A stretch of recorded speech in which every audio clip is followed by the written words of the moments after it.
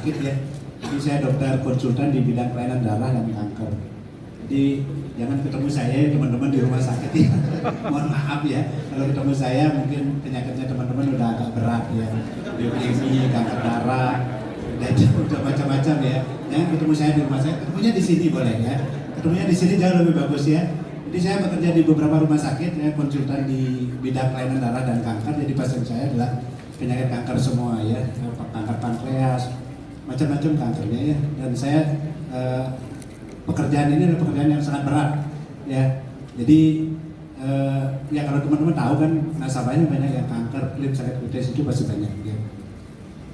Oke baik, pertama-tama saya mengucapkan terima kasih kepada Pruden pastinya ya, yang memberikan kesempatan saya untuk berdiri di panggung yang terhormat ini ya. Ini adalah panggung yang kesekian kali ya, tapi tetap aja deg-degan ya, 5 menit pertama itu pasti deg-degan. Tadi juga grogi, saya tarik-tarik napas, saya di sana kayak orang sesak ya, tarik-tarik napas begitu, saya biar pede aja teman-teman. Maksudnya begini ya, jangan sampai wah Dr. Lawson ini mengecewakan, tampil di depan grogi, tidak ada apa-apanya. Saya ingin memberikan yang terbaik untuk teman-teman ya. Oke, terima kasih juga kepada agent dan leader Bali Nusra yang sudah yang disebut dengan winning formula of magic ceiling. Ini biasanya tidak ada sih di buku-buku. Saya mencoba untuk meng-create aja. Ya, jadi apa yang disebut dengan winning formula of magic ceiling.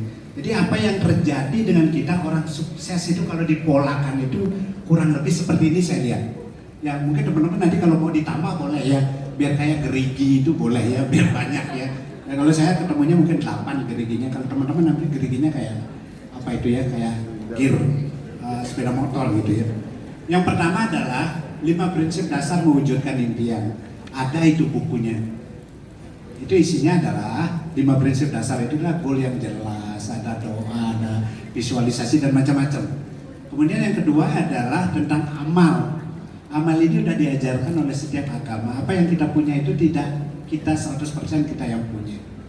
Ya, teman-teman pasti sudah diajarkan di agamanya masing-masing. Saya tidak masuk ke topik ini ya. Kemudian bekerja dengan cinta. Gimana tahunya agent saya itu sudah bekerja dengan cinta? Gampang sebenarnya tahu. Lihat polisnya dia hidup apa tidak. Kalau udah polisnya mati itu udah tidak mencintai pekerjaannya, tidak mungkin dia sukses. Polisnya aja mati coba, tidak mungkin. Ya kalau dia cinta dengan pekerjaan, trust dengan produknya, dia pasti punya insurance yang bagus.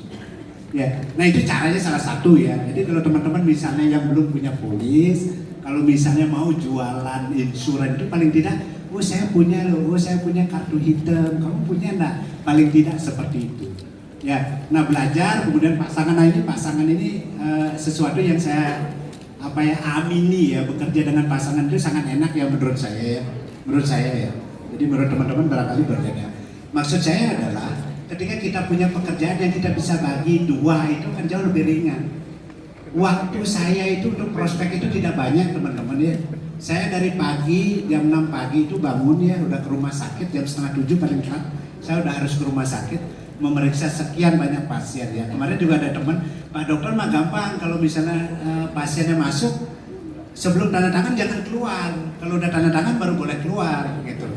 Ya kalau orangnya sehat ya, nah mungkin masuk ke tempat saya itu kan orang sehat kan, pasti orang sakit dan menderita kanker kan nggak bisa dia bikin polis kecuali keluarganya. Nah maksud saya adalah waktu saya ini tidak banyak. Jadi pagi sampai siang sampai malam itu kadang-kadang di rumah sakit. Terus kapan dong Dr. Lawson bisa prospek ini? Nah sekarang kan saya udah mencapai double start club ya, berkat doanya teman-teman. ya mungkin sebentar lagi mudah-mudahan sih ya Astung Kare ya orang Bali bilang dapat Miami ya. Jadi sekarang sudah double start club ya, mudah-mudahan bonansanya udah mepet-mepet sehingga Miami-nya lagi dikit aja. Oke. Baik, waktu saya kan tidak banyak ya teman-teman, tidak banyak untuk bisa prospek orang, tidak banyak ya. Lalu bagaimana saya memanfaatkan waktu yang sedikit ini, kapan saya bisa prospek? Nanti kalau misalnya ada session diskusi, nanti saya akan mungkin barangkali saya bagikan dengan cara saya ya. Karena waktu saya terus terang tidak banyak, istri saya mungkin tahu, saya jam berapa saya pulang, jam berapa saya prospek, hari apa saya tidak praktek, ya hari apa saya ketemu nasabah, gimana saya menservis nasabah saya. Saya sampai sekarang persistensi saya tidak pernah di bawah 90% teman-teman. Rata-rata di atas 90%. Nasabah komplit juga ada. Saya dibilang penipu juga pernah. Ya tenang teman-teman, pekerjaan kita adalah pekerjaan yang mulia, dibilang seperti itu ya nggak apa-apa, jalan terus ya. Oke, orang yang tepuk tangan semoga sehat ya.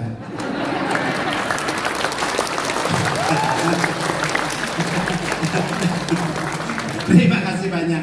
Orang bisa tepuk tangan itu sehat loh, gerak-gerak ini jantungnya juga sehat kan gitu. Komponen sukses ini ada dua ya teman-teman. Ini udah banyak pembicara yang ngomong. Ada yang disebut hardware, otaknya kita kan udah diberikan oleh Tuhan, kita nak keluar apa-apa itu kan. Software itu kan kita yang pilih sebenarnya. Hidup ini kan pilihan, kita mau seperti apa kan kita yang punya, kita yang memilih kita mau seperti apa. Itu mindset itu kan kita yang punya. Sehingga kita gampang kalau kita mau sukses, mungkin literalnya udah ngajari, cuma bergerak apa tidak. Banyak pembicara datang di YouTube juga ada, di training juga banyak, Zoom juga ada. Cuma sekarang masalahnya dilakukan apa tidak, kan itu poinnya. Saya udah berkali-kali lu kasih tahu agent saya, berkali-kali udah ajak saya training, enggak juga closing. Ada apa sebenarnya? Kan sebenarnya adalah di softwarenya yang tidak benar kan begitu. Ya kadang-kadang menghargai kita aja, mungkin menghargai leadernya aja, datang dia duduk dengerin suara leadernya, setelah itu mau setelah itu sampai di rumah nggak ngapain juga kan begitu. Ya. Nah, saya paling senang dengan rumus ini dan ini saya amini dari beberapa tahun yang lalu. Nah, sehingga saya untuk mencapai have yang besar, ada rumus yang disebut be, do kali God faktor sama dengan have. Be itu adalah kualitas diri kita, do itu adalah apa yang kita lakukan, dan have itu apa yang kita punya. Kita kan ingin api besar nih, tapi do-nya sedikit.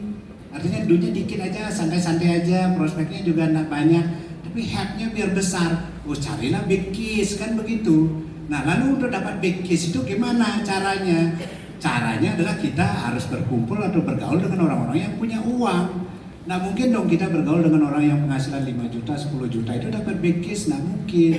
Pasti pergaulan kita kepada orang-orang yang penghasilannya di atas 100 juta. Kan seperti itu. Bagaimana kita menciptakan waktu yang sedikit, dunia sedikit, prospeknya sedikit. Premi 500, premi 5 juta, premi 50 juta itu kan ilustrasinya kan sama kan ya. Persyaratannya juga sama, sign-nya juga sama kan. Sign-nya juga, waktu kita follow up juga sama. Tapi resultnya berbeda. Nah oleh karena itu saya sangat setuju dengan rumus ini. Dan saya dari dulu mengamini ini gimana saya bisa have yang besar, dunia sedikit. Karena apa? Karena waktu saya tidak banyak teman-teman. Saya tidak punya waktu 24 jam untuk prospek, tidak banyak. Saya punya waktu paling beberapa jam aja, tapi saya manfaatkan itu dengan baik untuk bisa closing gitu. Ya.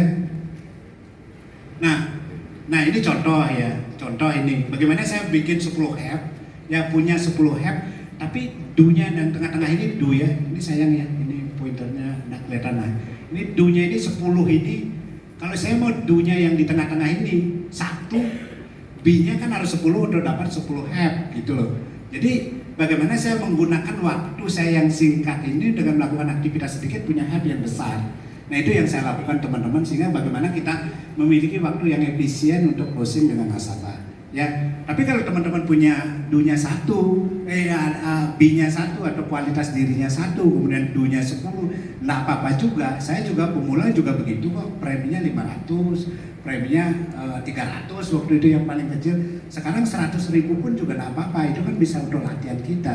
Kayak pesilat itu untuk stretching aja sebelum kita dipukul beneran kan gitu.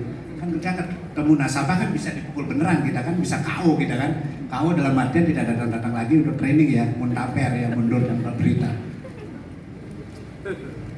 Nah, ini B-nya. Bagaimana kita meningkatkan B kita, kualitas diri kita? Tentu teman-teman udah disiapkan fasilitas yang banyak ya. Sebenarnya baik training, ada M2 lah, ada M3 namanya, ada coaching, didatangkan pembicara dari luar, dari sana. Itu sebenarnya kan untuk meningkatkan kualitas kita sebagai seorang agent, seorang leader, sehingga size per case kita itu bisa besar. Jangan preminya 100 saja, 100.000 maksudnya per bulan kan, itu kapan jadi apinya 500 juta kan? Kan lama sekali dan potensi lapse-nya tinggi. Saya juga punya waktu Procinta itu punya nasabah 10 atau 15 itu hampir lap semua teman-teman. Premi yang 100.000 itu karena mereka nggak dianggap loh uang itu 100 itu. Jadi lebih baik cari case yang besar yang preminya 5 juta, 3 juta itu, kemungkinan lapnya itu kecil. Kalau yang 100 itu aduh labnya udah ngurusinnya capek lagi, udah itu nggak mau bayar lagi, cuma apinya kecil lagi. Ya tapi untuk sekedar untuk latihan, untuk mencari momentum nggak apa-apa, tapi jangan fokus di sana kan begitu. Saya punya nasabah yang Pro Cinta itu 15 orang itu hampir lab semua. Ya itu juga mengganggu persistensi saya sih untuk sampai tidak di bawah 90% ya.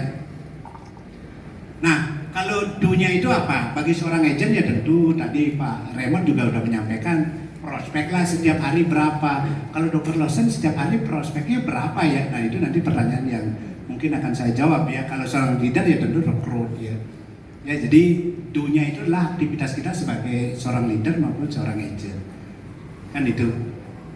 Nah ini adalah kata-kata yang saya suka juga ya. Event dikali persepsi sama dengan result ya. Oh di Bali itu sekarang corona susah orangnya dapat nasabah itu susah, nggak punya uang. Wah kita jadi agen insuran itu sulit. Eventnya kan sama loh. Ini oke. Eventnya kan sama ada corona, tapi kenapa orang satu sukses, kenapa orang satu gagal? Karena persepsi yang dibangun atau frame yang dibangun adalah berbeda. Bagi saya corona itu sebenarnya tidak menyebabkan uang itu menguap, itu enggak. Uang itu kan masih ada, cuma diam dia. Di titik-titik tertentu aja dia diam uangnya. Jadi orang itu enggak belanja perputaran, tapi orang itu masih punya uang. Tapi uangnya itu tidak bergerak, relatif tidak bergerak karena ada corona kan. Nah sebenarnya uang itu kan tidak hilang sebenarnya dengan corona itu menurut saya ya. Tidak hilang. Nah oleh karena itu teman-teman kan persepsi dari corona itu apa? Sama dengan persepsi dari penolakan. Saya bukan berarti kalau saya seorang dokter, Dr. Lawson sih gampang aja. Mungkin dapat ketemu orang 5, mungkin 6 yang ikut. Termasuk orang yang dengar-dengar di sebelah ikut langsung. Kan nggak bisa juga begitu kan. Jadi saya juga mengalami penolakan dengan beberapa calon nasabah yang ada yang 8 tahun nggak ikut, itu tahun ke-8 baru ikut. Tapi yang saya lakukan adalah jaga hubungan baik.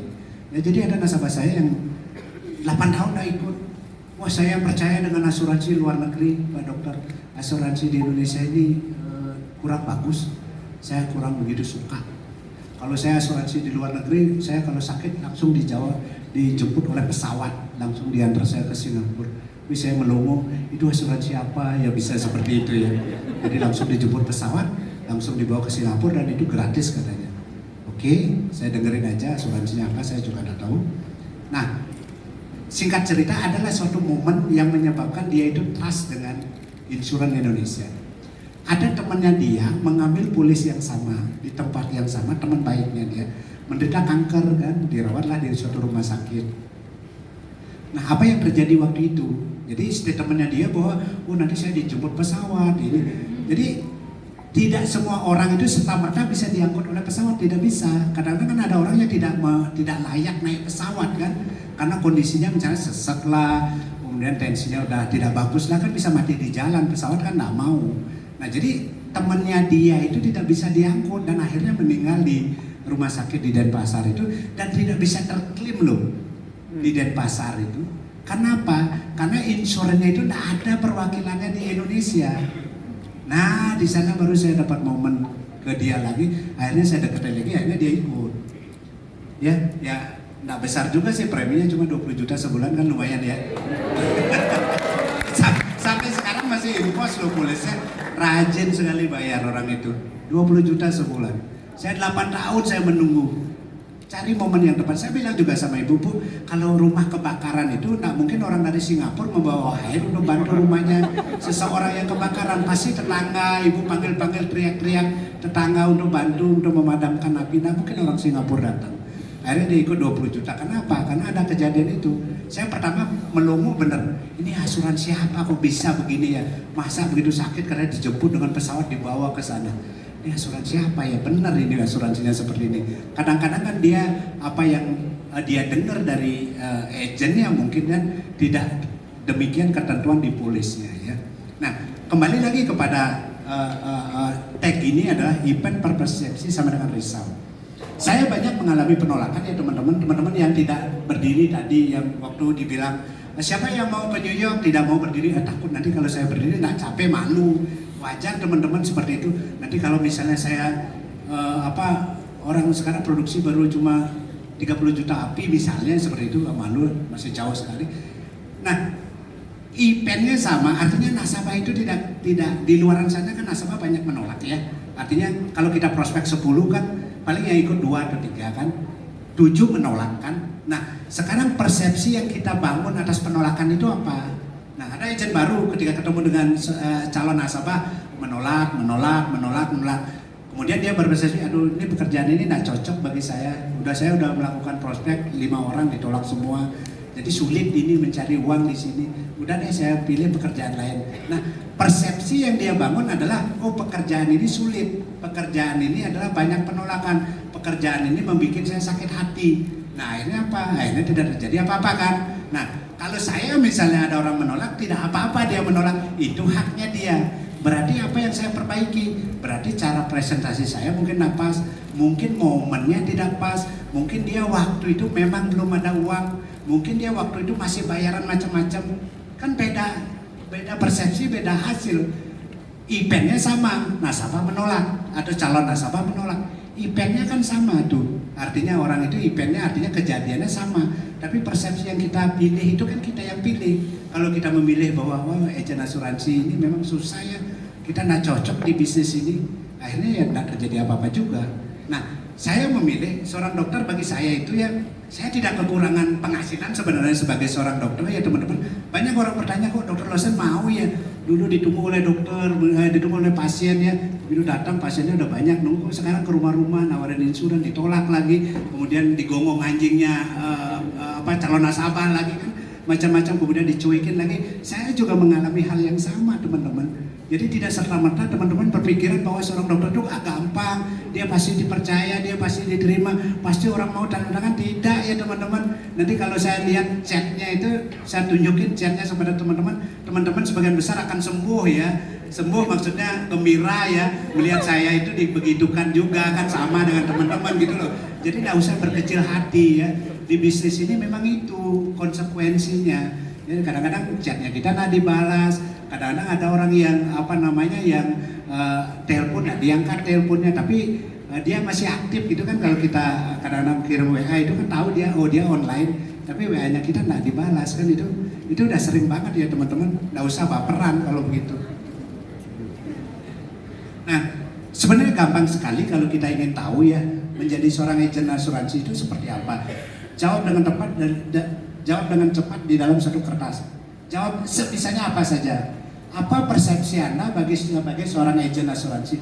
Kita akan kelihatan di sana orang ini sesungguhnya persepsinya baik apa tidak terhadap insuran.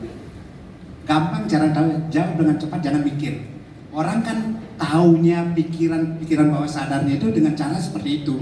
Jadi dikasih kertas disuruh jawab dengan cepat, jangan mikir. Kalau kita pernah tes psikologi ya teman-teman, kan itu pertanyaannya hampir 500, waktunya itu 1,5 jam, bener nggak? Tes psikologi itu kan 500 soal tuh, kita jawabnya cepat banget gitu. Dan kita akan ketemu mereka itu sesungguhnya kenapa orang ini. Nah, kalau misalnya kita bisa punya seorang calon agent, kita bisa kasih seperti ini, akan kelihatan dia itu sesungguhnya mindsetnya seperti apa, bayangan persepsinya dia terhadap seorang agent atau seorang konsultan. Nah, ini yang saya amini atau yang saya percaya dari dulu ya. Kenapa begitu banyak orang setelah training semangat sekali. Udah itu 1 bulan lagi, ya semangat. Bulan depannya masih semangat tak? Ya semangat lah. Bulan depannya lagi udah tidak ada lagi semangatnya kan. Baru datang semangat, rambutnya berdiri kan. Prospek kesana sini sampai malam, mengalami penolakan, keplak KO sampai di rumah kan. Setelah itu minggu depannya di WA udah nanyaut, minggu depannya di telepon udah nggak pernah angkat telepon kan. Biasanya kan begitu ya, karena leader saya juga mengeluhnya seperti itu. Saya hanya dengerin aja, oh ya sulit ya jadi leader.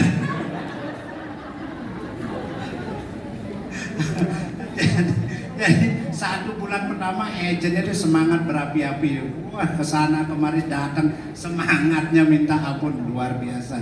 Saya acungi 3 jempol, 5 jempol saya pinjam jempolnya anak saya 5 jempol. Udah itu bulan ketiga udah agak jarang dia ditelepon ya. Bulan ke-6 udah gak pernah ditelepon lagi. Ya, agennya udah mengundurkan diri ya. Oke, baik ya. Ya, teman-teman pasti sembuh kan ya? Sembuh ya. Tapi juga mengalami hal yang sama kok. Ya, jangan terlalu menganggap saya istimewa, tidak teman-teman. Saya juga mengalami sakitnya itu, cuma saya tidak cerita aja. Kalau saya cerita mungkin sampai besok juga tidak selesai. Sakitnya sama, mengalami masalah yang sama dengan teman-teman. Ya tidak luar biasa juga karena saya aja rajin aja sedikit ya. Nah ini pikiran sadar dan ini bawah sadar itu. Kenapa orang itu harus merubah di mindset itu di bawah sadarnya? Lalu gimana caranya merubah itu ya? Mungkin ada caranya ya. Bagi seorang NLP kan gampang tahu. Nah itu yang bawah sadar itu ada belief, ada rule, ada persepsi, ada macam-macam di sana kan. Ada kreativitas di sana. Kalau yang disadar itu hanya short term memory, hanya logika saja. Kalau saya closing sekian, dapatnya sekian. Kalau closing ini dapatnya sekian. Nah itu di short term memory. Tapi kalau di persepsi, di kreativitas, di intuisi itu letaknya di bawah sadar semua. Ya, ini saya ambil slide ini dari guru saya ya. Jadi saya minta izin ya sama guru saya, belum izin ya.